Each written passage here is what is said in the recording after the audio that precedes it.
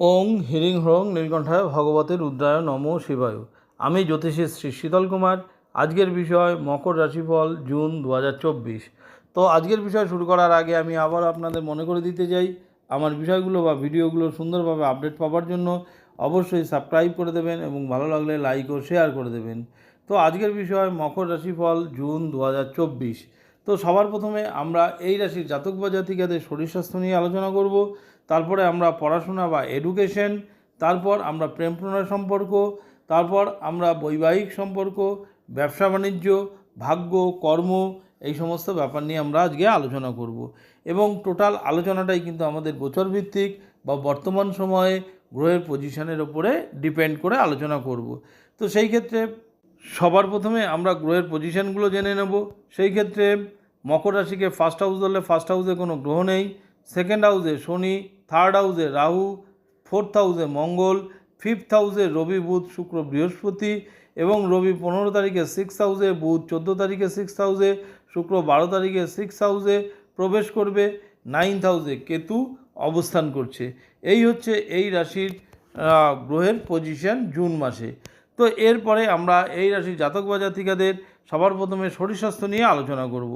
তো সেই ক্ষেত্রে দেখুন, শরীর স্বাস্থ্য আমরা ফার্স্ট হাউস থেকে বিচার করি। তাহলে ফার্স্ট হাউসের অধিপতি গ্রহকে, ফার্স্ট হাউসের অধিপতি গ্রহ কিন্তু শনি, সেই শনি সেকেন্ড হাউসে অবস্থান করছে, নিজস্ব ঘরে অবস্থান করছে। তো নিজস্ব ঘরে কোনো গ্রহই কিন্তু খারাপ ফল দেয় না। তো সেই ক্ষেত্রে বলা যেতে পারে যে শনি কিন্তু শুভ ফল দেবে, অর্থাৎ শরীর স্বাস্থ্য কিন্তু জুন মাসে আপনার মোটামুটি ভালোই থাকবে। প্রিভিয়াস কোনো যদি সমস্যা থাকে যেগুলো লং টার্ম প্রসেস, সেই ক্ষেত্রেও কিন্তু আপনারা রিলিফ পাবেন জুন মাসে। তো যাই হোক, এটা বেসিক্যালি গোচরজনিত আলোচনার ওপরে ডিপেন্ড করেই কিন্তু ফলাদেশ। তো যাই হোক, এরপরে আমরা এই রাশি জাতক বা জাতিকাদের এডুকেশন বা পড়াশোনার ব্যাপারটা নিয়ে আলোচনা করব। তো সেই ক্ষেত্রে দেখুন, ফিফথ হাউস থেকে আমরা এডুকেশনের বিচার করি। তো ফিফথ হাউসের লর্ড কিন্তু শুক্র, সেই শুক্র কিন্তু ফিফথ হাউসেই অবস্থান করছে। তো ফিফথ হাউসে যখন কোনো গ্রহ অবস্থান করে তার নিজস্ব ঘরে, তার মানে অবভিয়াসলি পড়াশোনার দিকে কিন্তু যথেষ্ট ভালো কিন্তু রেজাল্ট পেতে যাচ্ছেন।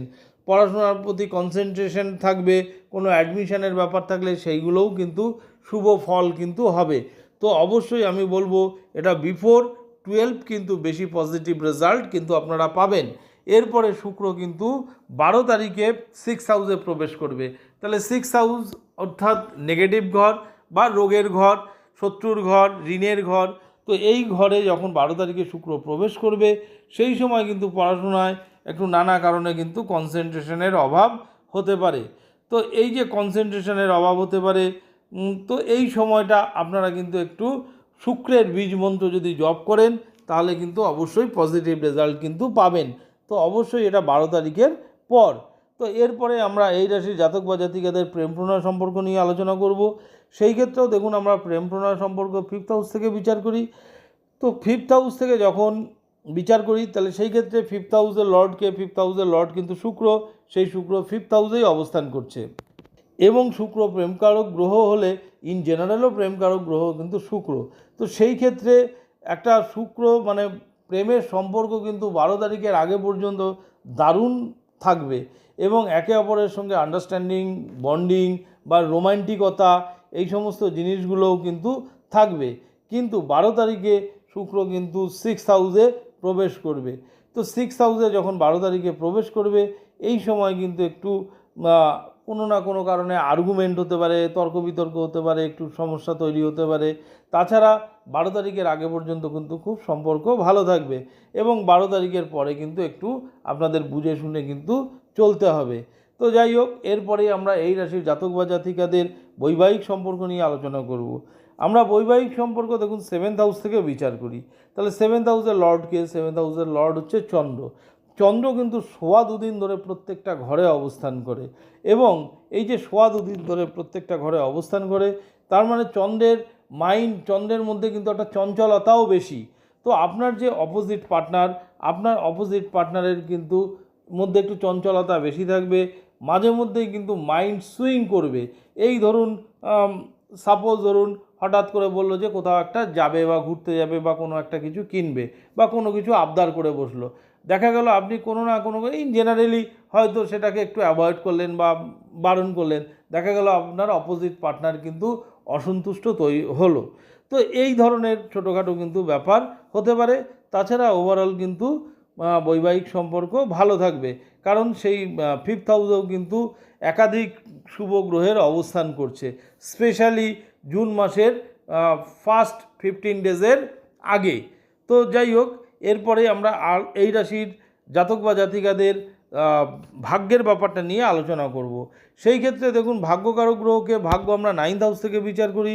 তো 9th হাউসের লর্ডকে, 9th হাউসের লর্ড কিন্তু বুধ, সেই বুধ কিন্তু 5th হাউসে অবস্থান করছে এবং 5th হাউসে 14 তারিখের আগে পর্যন্ত থাকবে এবং 14 তারিখে কিন্তু সে 6th হাউসে প্রবেশ করবে।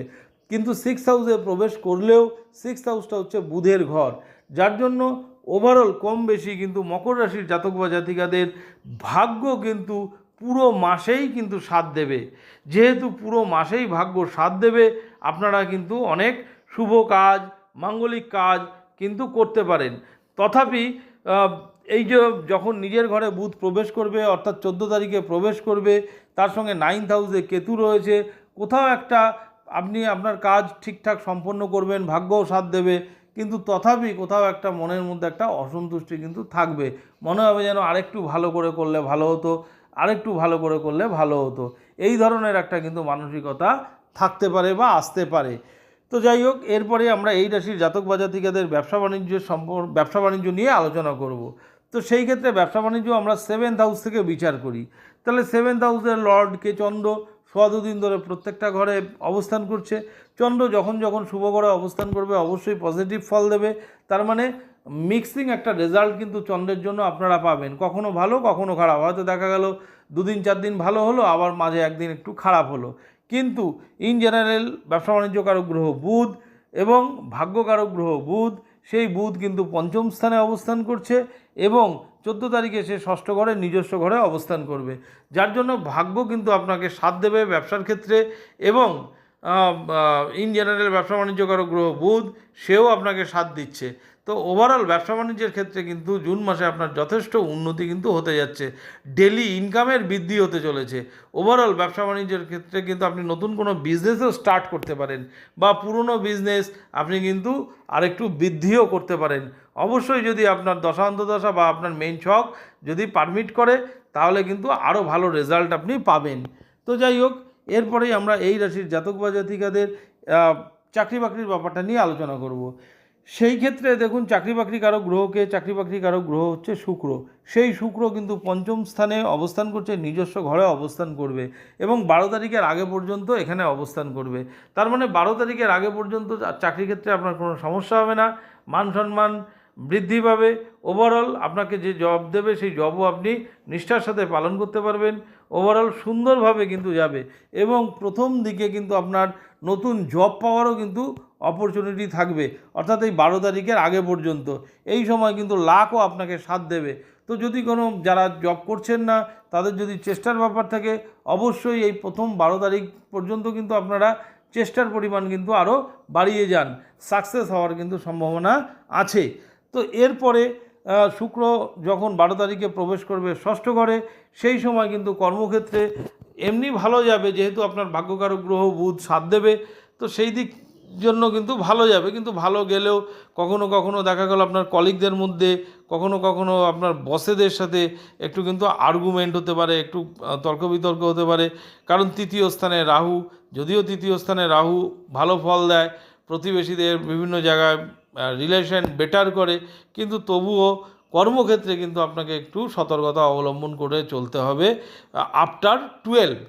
তো যাই হোক, আপনাদের এর জন্য অবশ্যই আমি বলবো, সবার প্রথমে শুক্রের বীজ মন্ত্র কিন্তু আপনারা জপ করবেন।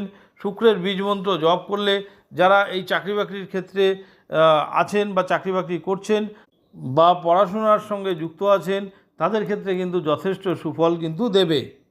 তো যাই হোক, এটা বেসিক্যালি হচ্ছে গোচরজনিত ফলাফল। আরও ভালো প্রেডিকশনের জন্য অবশ্যই মেন যে ছক জন্ম সময় দিয়ে তৈরি হয়, সেইখানে গ্রহের পজিশন, দশা অন্তদশা, এগুলো অবশ্যই ফলো করা দরকার এবং এই গোচরজনিত ফলাফল কম্বাইন করলে সেই ফলাদেশ কিন্তু আরও ভালো হবে। তো যাই হোক, আমি আগেও বলেছি, আবারও বলছি, আমার বিষয়গুলো বা ভিডিওগুলো সুন্দরভাবে আপডেট পাওয়ার জন্য অবশ্যই সাবস্ক্রাইব করে দেবেন এবং ভালো লাগলে লাইক ও শেয়ার করে দেবেন।